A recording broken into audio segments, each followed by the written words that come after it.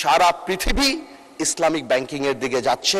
রিবা বা সুদের কথা, এটাও আমাদের একজন বলে গিয়েছিলেন, আমাদের মাননীয় সংসদ সদস্য জামাতে ইসলামের, উনিও বলে গিয়েছিলেন। আমি কারেক্টলি বলি, আমি জানি এই কথা বললে হয়তো আমাকে অনেকে প্রোগ্রেসিভ মনে করবে না, ইটস ট্রু, এটা হতেই পারে, বিকজ আমরা এমনভাবে কনভেনশনাল ব্যাংকিং বা শাইলক সিস্টেমে আমরা যেভাবে ঢুকে গিয়েছি, এটা আমরা রাতারাতি পরিবর্তন করতে পারবো না। কিন্তু এটা সত্যি কথা যে পৃথিবীতে এখন Islamic banking is the trend. আপনি ইংল্যান্ডে যান, এটা সত্যি কথা, আপনি ইংল্যান্ডে যান, আপনি Al Rajhi bank, Maybank, Ahli bank, gate house, Islamic bank of Malaysia, এবং মাননীয় প্রধানমন্ত্রী যখন মালয়েশিয়াতে ছিল সেখানেও আমি বিবিসি একটা নিউজ দেখেছি about Islamic economy and Islamic শিল্প।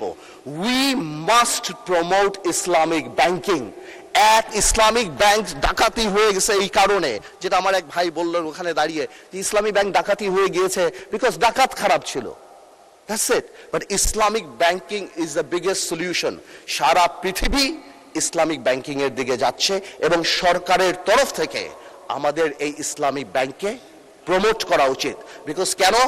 বিকজ আমরা ডিভাইন ব্লেসিং এ বিশ্বাস করি।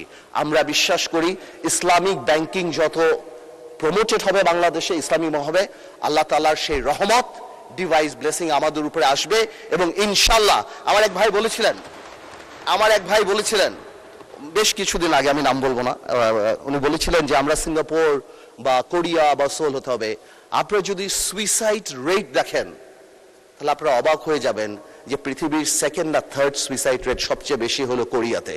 সো আমরা ডেভেলপমেন্টের সাথে শান্তি চাই, আমরা ডেভেলপমেন্টের সাথে ডিভাইন ব্লেসিং চাই, আমরা ডেভেলপমেন্টের সাথে আল্লাহ তাআলার রহমত চাই, যাতে আমরা শান্তিতে থাকতে পারি বাংলাদেশে।